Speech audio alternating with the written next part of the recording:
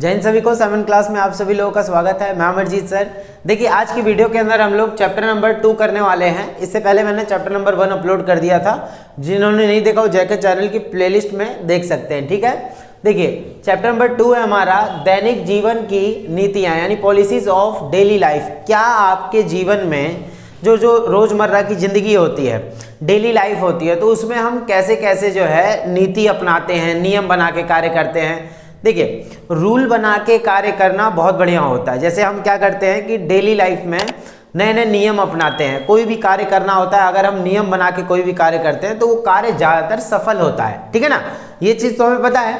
तो वही हम लोग पढ़ने वाले हैं। इसमें टोटल 7 क्वेश्चन इंपॉर्टेंट निकले और पिछले चैप्टर में भी 7 क्वेश्चन इंपॉर्टेंट निकले थे। जैसे जैसे आगे बढ़ेंगे क्या पता क्वेश्चन आंसर और बढ़ते चले जाए। ठीक है, पिछली वीडियो में अगर आप लोग को समझ में आ गया होगा सारी चीज़ें तो प्लीज़ वीडियो को लाइक जरूर कर देना। आप लोग ये वाली वीडियो भी लाइक कर देना अगर आप लोग को समझ में आए, और चैनल को सब्सक्राइब जरूर कर लेना क्योंकि आने वाली सारी वीडियोज़ आप लोगों तक पहुँचती रहेंगी। ठीक है, चलिए तो हम लोग स्टार्ट करते हैं अपना पहला क्वेश्चन।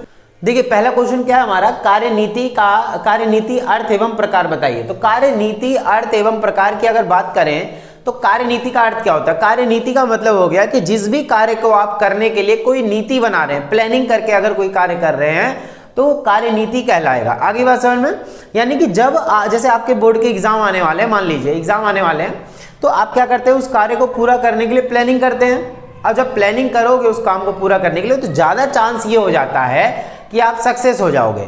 ठीक है ना, तो वही चीज़ हम लोग पढ़ने वाले हैं। कार्यनीति होती क्या है वो आप लोग देखिए जरा अपने स्क्रीन पर। ठीक है, क्या है देखिए। तो किसी कार्य की संतोषजनक पूर्ति हेतु, मतलब आपको यहाँ क्या चाहिए, कोई भी कार्य है तो वो अच्छे से हो सके ताकि आपको सेटिस्फेक्शन मिले, है ना। उस कार्य को पूरा करने हेतु नैतिक नियम और सिद्धांत निश्चित किए जाते हैं। आप वहाँ दिमाग लगाते हैं, उसके ऊपर सिद्धांत तैयार करते हैं, है ना, नियम बनाते हैं ताकि वो कार्य पूरा हो सके। उन्हें कार्यनीति कहा जाता है। कार्यनीति 2 प्रकार की होती हैं, एक होती है व्यक्तिगत और एक होती है विशिष्ट कार्य संबंधी। या तो आप प्लानिंग करते हैं अपने व्यक्तिगत जो है उसके उत्थान के लिए, अपने लिए करते हैं या तो प्लानिंग, या तो आप किसी काम को पूरा करने के लिए उसमें नीति बनाते हैं, प्लानिंग करते हैं। आगे बात समझ में, चलिए ठीक है, आंसर में जाइए। उसके बाद देखिए छोटे छोटे क्वेश्चन जब आप समझ जाएंगे ना तो बड़े क्वेश्चन नीचे के आराम से करने लग जाओगे, कोई दिक्कत की बात ही नहीं आएगी। ठीक है, उसके बाद आता है कार्यनीति की जो है, तो प्रकार मैंने बताया 2 प्रकार की होती है, व्यक्तिगत और किसी कार्य जैसे बोला जा रहा है विशिष्ट कार्य संबंधी वो। उसके बाद है कार्यनीति की आवश्यकता क्यों है। सिंपल सी बात है भाई, थोड़ा दिमाग लगाएंगे तो भी समझ में आ जाएगा। कार्यनीति की आखिरकार आवश्यकता पड़ती क्यों है, आई बात समझ में। देखिए जरा, कार्यनीति की आवश्यकता क्यों पड़ती है, तो किसी भी कार्य की स्थिति के 3 भाग होते हैं, कार्य, क्रमिक और कार्यस्थल। यानी कि कोई भी काम, जो आखिरकार काम क्या है, कोई पूछा ना या क्या काम है बताओ, तो क्या काम है वो। ठीक है, दूसरा क्रमिक यानी कि उसको करने वाला, तीसरा है कार्यस्थल जहां वो काम हो रहा है। आगे बात समझो, 3 चीजें आती हैं इसमें। तो बोला जा रहा है किसी भी कार्य स्थिति के 3 भाग होते हैं, मैंने बताया, कार्य, क्रमिक और कार्यस्थल। तो कार्यनीति की इसलिए आवश्यकता होती है जिससे कार्य समय पर और सफलतापूर्वक हो सके। वो काम जो है सफलतापूर्वक हो सके और जो है अच्छे तरीके से समय पर हो सके, इसलिए प्लानिंग जरूरी होती है। अगर हम कोई काम प्लानिंग करके करते हैं तो ज़्यादा चांसेस रहते हैं कि वो काम सफल हो जाता है। ठीक है, देखिए तो उपलब्ध साधनों का उचित एवं पूरा उपयोग करते हैं, तो इसी को क्या कहा जाता है, जो है कार्यनीति कहा जाता है। ठीक है, इसीलिए हमें इसकी आवश्यकता पड़ती है। बहुत कम बोला जा रहा है हुए काम के लक्ष्य को प्राप्त किया जा सके, काम के स्थान पर अनुशासन बना रहे, अच्छी। देखिए हमारे यहाँ क्या होगा कि नियम बना रखा है, किसी काम को करने के लिए नियम बना रखे हैं तो वो काम अच्छा होगा। टाइम पर लोग आएंगे जाएंगे, जैसे स्कूल में नियम होता है, कहीं तो दफ्तर होता है, सरकारी दफ्तर है या प्राइवेट है, कहीं पे भी कुछ भी हो, वहाँ अगर नियम है तो लोग टाइम पे आएंगे, टाइम पे ही जाएंगे, ये चीज़ होती है। तो काम के स्थान पर अनुशासन बना रहता है, अच्छी कार्य नीतियों से सौहार्दपूर्ण मधुर कार्य वातावरण बनाने में मदद मिलती है। कार्य अच्छे से हो सकता है किसके द्वारा, नीति, कार्य नीति के द्वारा। अगर हम कार्य को करने के लिए नीति बना लेते हैं, प्लानिंग कर लेते हैं, नियम बना लेते हैं, काम बहुत अच्छा होता है। ठीक है देखिए ऐसे वातावरण में सभी क्रमिक एक दूसरे के सहयोगी बनते हैं। ऐसे में क्या होता है, सभी लोग एक दूसरे के सहयोगी बनेंगे और उनके बीच विश्वास की डोर मजबूत होती है और इन सब का काम की सफलता पर गहरा प्रभाव पड़ता है, यानी काम बहुत अच्छे तरीके से सफल हो जाता है। क्लियर हो गया इतना। उसी के बाद थोड़ा सा दे रखा है कि कार्य से संबंधित अनेक नैतिक समस्याएं सामने आ रही हैं। जैसे विद्यालयों में अनेक अध्यापक ऐसे आ जाते हैं जिनमें पूर्ण ज्ञान कौशल का अभाव होता है। कुछ लोगों में अपने काम के प्रति अनादर होता है, इसलिए वे उसे मन लगाकर नहीं करते हैं। सिंपल सी बात है भाई, जब कोई भी काम है अगर हम किसी काम को मन लगा के नहीं करेंगे ना, वो काम सक्सेस नहीं हो पाएगा। ये चीज याद रखिएगा। आप लोग कोई भी काम करें, मान लीजिए पढ़ने का काम है आपका, आप पढ़ रहे हैं लेकिन मन लगा के नहीं पढ़ रहे हैं, तो ना वो काम हो पाएगा, ना वो आपको उसकी नॉलेज हो पाएगी, टाइम भी बर्बाद होगा, सारी चीज। इसलिए जो कार्य कर रहे हो आप मन लगा के कार्य किया कीजिए, है ना। ये चीज हमें याद रखनी है। तो कुछ लोग अपने संगठन के प्रति विश्वासघात करते हैं, कुछ लोग ऐसे भी होते हैं भाई। सिंपल सी बात है, आप देख लीजिए, आपको पढ़ना है, ठीक है, पेरेंट्स ये सोच रहे हैं, आपके पेरेंट ये सोचते हैं कि आप लोग पढ़ रहे हैं, लेकिन आप विश्वासघात कर रहे होते हैं उनके टाइम, उनके साथ, ठीक है। पढ़ते पढ़ते टाइम क्या कर रहे हो आप, फोन चला रहे हो, है ना। ये तो गलत बात है। तो वही चीजें हैं कि आप विश्वासघात ना करें, इसलिए जरूरी है कार्य नीति बनाना, ठीक है। समझ जाइए, अगर कार्य नीति बोला जाए ना, कार्य नीति की आवश्यकता क्यों है, इसीलिए है क्योंकि आप समय को महत्व दें। समय के अनुसार अगर कार्य करेंगे तो कार्य भी सफल होगा और समय भी आपका बचेगा अच्छे तरीके से। इसलिए बोला जाता है क्या करना, कार्य नीति बनाना। कोई दिक्कत? चलिए अब आ जाता है कार्य नीति का विधि संग्रह कोड क्या है। विधि संग्रह मतलब क्या होता है, कार्य नीति का विधि संग्रह। आखिर ये विधि संग्रह क्या होता है, जरा ध्यान सुनिएगा। देखिए, सामान्यतः प्रत्येक संगठन और संस्थान में ऐसी सूची होती है जिसमें स्पष्ट रूप से कुछ नियम, कुछ स्तर और जो है कुछ सिद्धांतों का उल्लेख होता है। चाहे आप एक कॉलेज की बात करें, स्कूल की बात करें, ऑफिस की, दफ्तर की, विद्यालय, कहीं पे भी कुछ भी बात करें, वहाँ हर तरफ कुछ नियम लिखे रहते हैं। देखा होगा आप लोगों ने, हर तरफ रूल लिखे रहते हैं, है ना, कि यहाँ फोन यूज नहीं करना, यहाँ ऐसा कार्य करना, ये काम नहीं करना, धूम्रपान नहीं करना, ये नियम है, ताकि कोई भी कार्य वहां हो रहा है कार्यस्थल पर, वो कार्य सफल हो सके, ठीक है। देखिए, तो बोला जा रहा है कि जिनके अनुसार कर्मचारियों को व्यवहार करना होता है, अर्थात यह सूची कर्मचारियों के व्यवहार का मार्गदर्शन करती है। ये जो लिस्ट लगी हुई है जिसमें आपको ये बताया गया आपको क्या क्या कार्य करना है,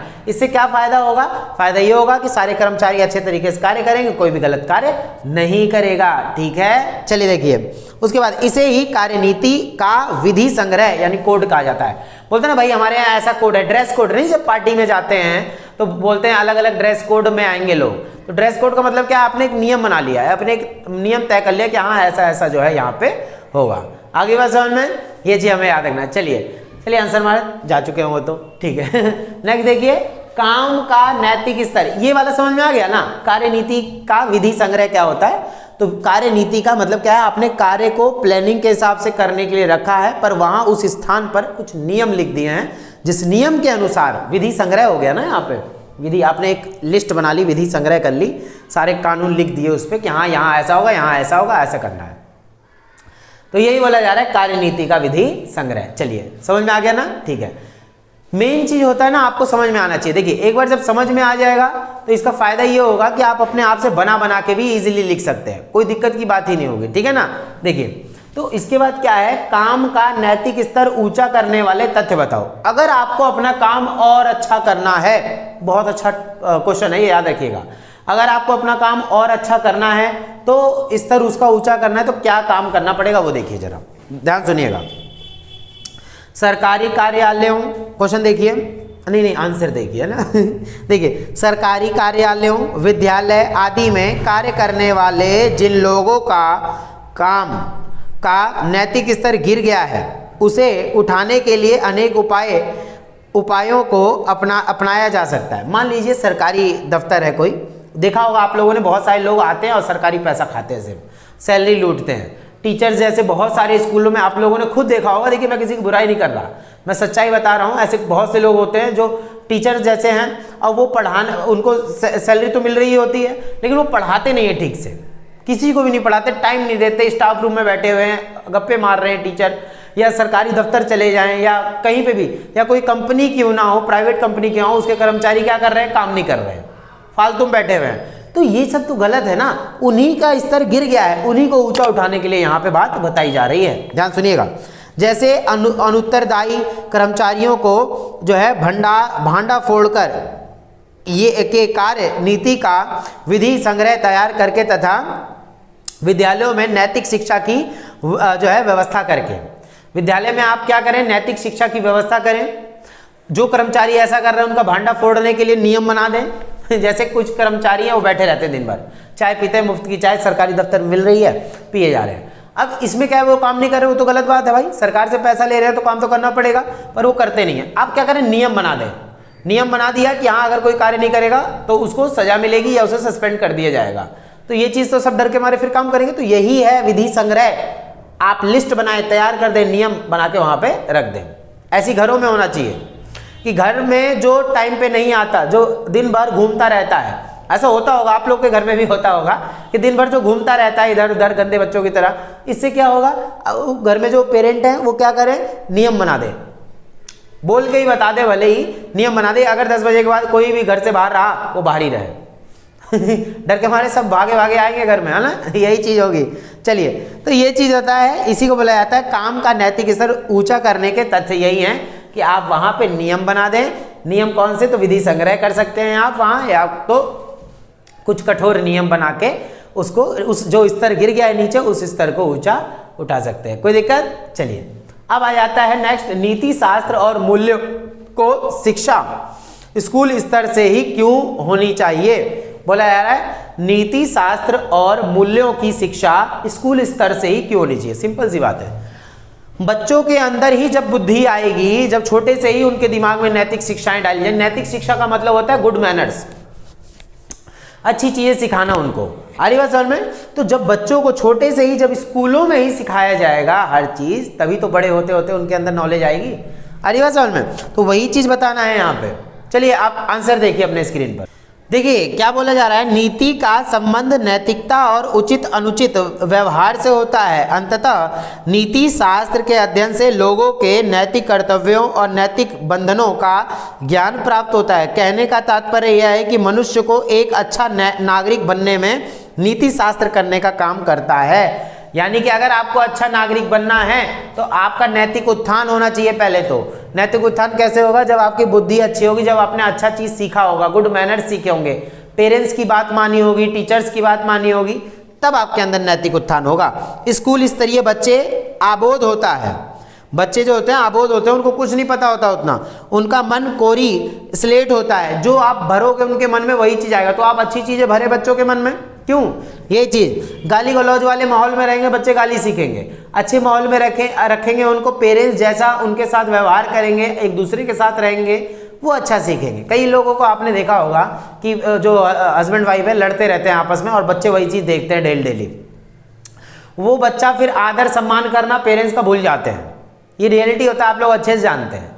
इसलिए कभी भी माँ बाप को बच्चों के सामने ये लड़ना, क्या लड़ना ही नहीं चाहिए ना, बाल नोचना एक दूसरे का तो कहीं और जाके नोचिए, बच्चों के सामने नहीं, क्योंकि वो गलत सीखते हैं, फिर आपका भी आदर सम्मान करना भूल जाएंगे। ठीक है ना। देखिए, तो वही चीज है, इसलिए नैतिक मूल्यों की शिक्षा स्कूल स्तर से ही दी जानी चाहिए। उन्हें प्रारंभ से ही अपने बड़े माता पिता और जो है गुरुजनों का आदर सिखाना चाहिए। चाहे आजकल के बच्चों को देखो, बहुत ज्यादा कितने अपने माँ बाप को भी गाली दे रहे हैं, टीचर को भी गाली देते हैं, उल्टा सीधा बोलते हैं। ये तो कोई मतलब बनता है। उनको शुरू से ही जब सिखाया जाएगा, जैसे माहौल में रखा जाएगा, बच्चे वैसे ही सीखते हैं।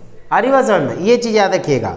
तो उन्हें प्रारंभ से ही अपने से बड़े माता पिता और गुरुजनों का आदर सिखाना चाहिए। उन्हें कोमलता के साथ अनुशासन प्रिय बनाना चाहिए। जो बच्चे बाल्यावस्था से अनुशासन प्रिय बन जाते हैं, वे बड़े होने पर प्रत्येक स्थान पर अनुशासित रहते हैं और जीवन में उन्नति करते हैं। वही बच्चे जो है आगे चल के अच्छा कार्य करते हैं। कोई दिक्कत, ये चीज आप लोग को बढ़िया तरीके जो है याद रख लेनी है।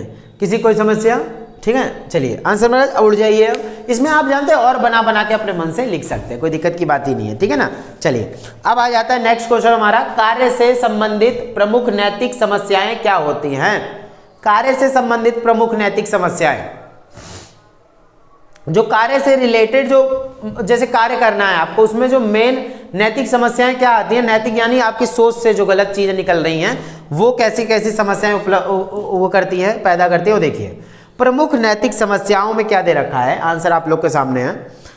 प्रमुख नैतिक समस्याएं क्या हैं, तो उपलब्ध साधनों का अपव्यय, यानी कि जो आपके पास है आप उसका आदर सत्कार नहीं कर रहे हैं। बोला जाता है ना, जो आपके पास है अगर आपने उसकी वैल्यू नहीं समझी, जब वो काम खत्म हो जाएगा, जब वो चला जाएगा तो आप बहुत ज्यादा पछताओगे।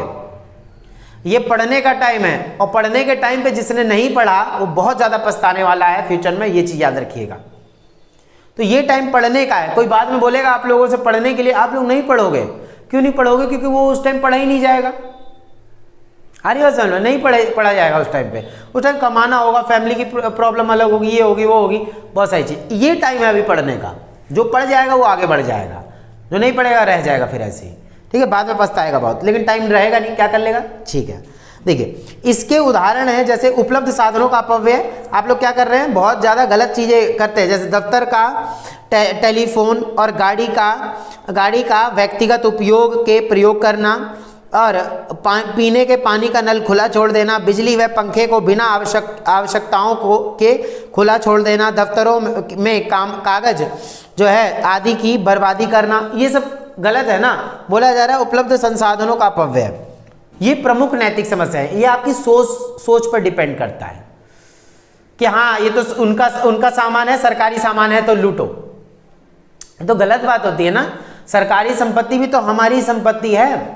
हम लोग क्या करते हैं, बसों में आग लगा देते हैं, ट्रेनों को फूंक देते हैं, जला देते हैं। इससे आप लोग सरकार का नुकसान नहीं कर रहे हैं। सरकार का 1 रुपये नहीं जाता है इसमें, सारा हमारी जेब से जाता है जो हम टैक्स भरते हैं। सोचने वाली बात है। तो नुकसान क्यों करना किसी भी चीज का, है ना। यह नुकसान करना ही क्यों है। आपको इतनी अच्छी अच्छी चीजें सिखाई जाती है कि आप अपनी बात इस तरीके से रख सकते हैं, मजबूर कर सकते हैं आप सरकार को किसी काम को करने के लिए, लेकिन वो सही तरीके से, हिंसा नहीं होनी चाहिए, अहिंसात्मक तरीके से आप करें, लड़ाई झगड़ा नहीं होनी चाहिए उसमें, ठीक है। देखिए तो बोला जा रहा है नियमों और विधि नियमों की अवमानना, यानी कई बार नियमों की भी धज्जियां उड़ा दी जाती हैं। कैसे? अनेक कार्य स्थिति में मौलिक और क्रमिक और उचित संबंध बनाए रखने तथा सामूहिक भावना बनाए रखने के लिए निर्धारित किए गए नियमों का उल्लंघन किया जाता है। ऐसा निम्न रूपों में होता है, जैसे पदोन्नति बिना क्रम के देना, यानी कि जैसे कोई है, अब जैसे 62 वर्ष की आयु है उसकी, ठीक है, अब उसको नहीं दिया गया पदोन्नति, पेंशन नहीं दी गई, ये तो गलत बात है। उसकी जब नियम में था कि भाई एज हो चुकी है तो उसको मिलना चाहिए, रिटायरमेंट मिलनी चाहिए, ये चीज़ नहीं होता। प्रबंधन गण का व्यवहार पक्षपातपूर्ण होना, जो मैनेजमेंट करने वाले हैं वो गलत तरीके से व्यवहार करते हैं। निम्न वर्ग के और दैनिक भत्तों पर काम करने वाले कर्मचारियों को उनका अधिकार ना देना, जिनको भत्ता मिलना चाहिए था आपने दिया ही नहीं, सारा पैसा खा लिया। भाई ये सब गलत है समाज के अंदर। ये आपकी बुद्धि से जनरेट होता है। आपकी सोच अच्छी होगी ना तो आप किसी का 1 रुपया भी नहीं ठगेंगे, याद रखिएगा। वरना आजकल की दुनिया में तो खाने वाले लोग हजारों बैठे हैं, लाखों करोड़ों बैठे हैं, जो एक दूसरे को नुकसान पहुंचाने के लिए तत्पर तैयार रहते हैं। कैसे वो एक रुपये भी ना छोड़े एक दूसरे का। तो यहां पे क्या होता है कि आप अपने हक की कमाई खाइए, किसी और के हक की कमाई खाकर आपको कुछ नहीं मिलने वाला। याद रखना यही जीवन है, इसी में सब कुछ मिलना है आपको। अच्छा करोगे तो अच्छा मिलेगा, बुरा करोगे तो बुरा ही मिलेगा, ये चीज याद रखिएगा। अगला जन्म किसने देखा है, क्या होगा क्या नहीं होगा, कुछ नहीं। आप ये समझें कि आपको इसी जन्म में सारी चीजें भोगनी पड़ेंगी, इसलिए अच्छे कार्य करना सीखें, ठीक है। देखिए बोला जा रहा है कर्मचारियों में लिंग, जाति और शारीरिक विकलांगता के आधार पर बहुत भेदभाव किया जाना, बच्चों और महिलाओं को एक ही प्रकार के काम के लिए पुरुषों की अपेक्षा कम पैसे दिए जाना। पुरुष ज्यादा कमा रहे हैं, बच्चे और महिलाएं जो कर रहे हैं काम उनको कम वेतन मिल रहा है, तो बहुत गलत बात है। जोखिम भरे कार्य जैसे आतिशबाजी बनाना, चाक आदि के कारखानों में सरकारी पाबंदी के बाद भी काम जो है काम पर लगाया जाना। तो ये जब सरकार मना कर रही है कोई काम करने के लिए फिर भी आप वो सब कार्य कर रहे हो तो गलत काम है। तो ये चीज नहीं होनी चाहिए, दिख रहा होगा आप लोग को। उसके बाद है कार्य के प्रति अनादर का भाव। आपको जो भी कार्य दिया गया आप उसको रिस्पॉन्सिबिलिटी के साथ नहीं कर रहे, गलत तरीके से कर रहे हैं, उस काम को छोटा समझ रहे हैं, मैं नहीं कर रहा इस काम को, ये चीज होता है ना, ये चीज नहीं होनी चाहिए। संगठन के प्रति विश्वासघात। आपका जो समूह बनाया गया है, जो संगठन है, कुछ लोग होते हैं धोखेबाजी करते हैं, दगाबाजी करते हैं, बेवफाई करते हैं, या बोल सकते हैं विश्वासघात करते हैं। ये सब काम गंदे लोगों की सोच होती है। आपको ये सब काम नहीं करना। अगर अपने ही समूह में रह के आप विश्वासघात कर रहे हैं या किसी के साथ भी विश्वासघात कर रहे हैं, वो तो बहुत गलत चीज़ है।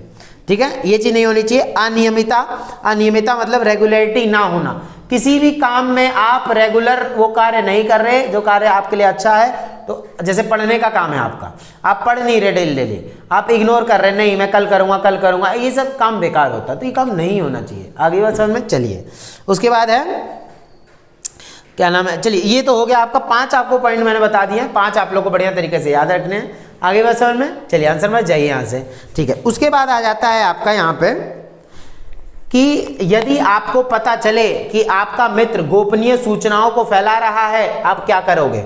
वहाँ मारो मत उसको हिंसा मत करना, उसको छोड़ दो, ऐसे उससे अलग हो जाओ, क्योंकि अगर दुश्मनी लोगे तो आपके ऊपर भारी भी पड़ सकती है। इसलिए आज का टाइम ये कहता है किसी दुश्मनी मत करो, ये बहुत खराब टाइम चल रहा है। अरे बस में कोई किसी को नहीं समझता, कोई किसी के ऊपर भी हाथ उठा देता है, किसी की इज्जत नहीं कर रहे आजकल। तो इतना बुरा हो रहा है इस समाज में, तो जो ऐसा करता है उसको बस छोड़ दो। कोई गलत करता है छोड़ दो, इग्नोर कर दो उसको, वही बोला जा रहा है। तो किसी संस्थान या संगठन की गोपनीय सूचनाओं को फैलाना अनैतिकता है, भाई गलत काम है। इसीलिए सर्वप्रथम हम अपने मित्र को यह समझाएंगे कि गोपनीय सूचनाओं को फैलाना ठीक नहीं है। पहले तो उसको समझा लो, अच्छे से समझाओ, है ना, हिंसा हिंसा नहीं होनी चाहिए। दूसरे, हम यह जानने का प्रयत्न करेंगे कि हमारा मित्र ऐसा कर क्यों रहा है, पहले तो ये जानो, अर्थात किस कारणवश वह ऐसा करने के लिए बाध्य हुआ है। क्या पता मजबूर भी हुआ हो, पहले पूछो कि तूने क्यों किया, मजबूर हो, क्या पता कौन सी ऐसी मजबूरी थी कि मेरे मित्र ने अपने दफ्तर, संस्थान या संगठन की सूचनाओं को फैलाने के लिए अनैतिकता का दामन पकड़ लिया, गलत काम कर रहा है तो क्यों कर रहा है, पहले उससे पूछ लो। जब हमें यह ज्ञात हो जाएगा कि मेरा मित्र जो है अमुक कारणवश अपने जो है संगठन के साथ जो है ये गोपनीयता फैला रहा है, तो तब पता चलेगा। तो उसके ऊपर अनेक माध्यमों से मनोवैज्ञानिक प्रभाव डालते हुए जो है त्रुटिपूर्ण व्यवहार को सुलझाने का प्रयत्न करें। अगर वो सुलझाने वाला काम हो सकता है तो सुलझा लो, वरना उससे दूर हो जाओ। तो यदि मेरा मित्र आर्थिक विवशता से के कारण गोपनीय सूचनाएं फैला रहा है, तो हम उसकी आर्थिक सहायता करके ये काम उसको, जैसे पैसे कमी की वजह से कर रहा है तो उसको पैसे देकर वो काम बोल दो कि भाई कम से कम ये काम मत करो, गलत काम मत करो, ठीक है, उसको पैसे की मदद कर दो। यदि वह मानसिक व्याधि के कारण ऐसा कर रहा हो तो उसका इलाज करवाओ भाई। यदि वह अपने बॉस के कठोर व्यवहार के कारण कर रहा है तो कुछ अच्छे व मनोवैज्ञानिक तरीकों से उसके बॉस के व्यवहार को बदलने का प्रयत्न करो। तो इतना सारा काम है जो आप कर सकते हैं बिना हिंसा अपनाए। लड़ाई झगड़ा किसी का सॉल्यूशन नहीं होता है, ये बात याद रखिएगा। लड़ाई झगड़ा करना किसी चीज़ का सॉल्यूशन नहीं होता। आपको अगर मैनेजमेंट करना है, बोलते हैं ना एक आदमी अपने पूरे घर को अच्छे से चला सकता है, एक औरत अपने पूरे घर को अच्छे से चला सकती है, कैसे? मैनेजमेंट करके। वो घर कभी नहीं टूट सकता जिसमें नियम कायदे कानून रहे और अच्छे नियम कायदे कानून रहे, किसी पे जबरन लागू ना हो, ठीक बा। चलिए उम्मीद करता हूं आप लोगों को ये सारे क्वेश्चन समझ में आएंगे। इन्हीं से ही आपका एक क्वेश्चन बनेगा एग्जाम के अंदर, बहुत मजा आ जाएगा। अभी तो बहुत सारे चैप्टर करने हैं, जल्दी जल्दी करवाऊंगा। अगर आप लोग को सच में अच्छा लगता है ना, प्लीज चैनल को सब्सक्राइब कर लो। आप लोग को पैसा नहीं लगता है, कुछ भी नहीं लगता, इससे मुझे ना हिम्मत मिलेगी बहुत ज्यादा। सब्सक्राइब करके बेल आइकन का बटन जरूर दबा दिया करें आप लोग, ताकि आने वाली सारी वीडियोस आप लोग को मिलती रहें। और आने वाली जितनी भी क्लासेस होंगी वो और ऊपर लेवल की क्लासेस करवाऊंगा मैं। तो आप लोग सपोर्ट बनाए रखें, ग्रेजुएशन की भी पढ़ाई करेंगे हम लोग, बस सपोर्ट बनाए रखें। अच्छा लगे वीडियो तो लाइक कर देना, ठीक है, बिना लाइक किए मत जाना वीडियो को। अपना प्यार ज़्यादा से ज़्यादा साइमन क्लास को बरसाओ, ताकि हम अभी और आगे तक, बहुत आगे तक चले जाएँ, ठीक है। चलिए मिलेंगे हम लोग नेक्स्ट वीडियो के अंदर, तब तक के लिए जय हिंद, जय भारत।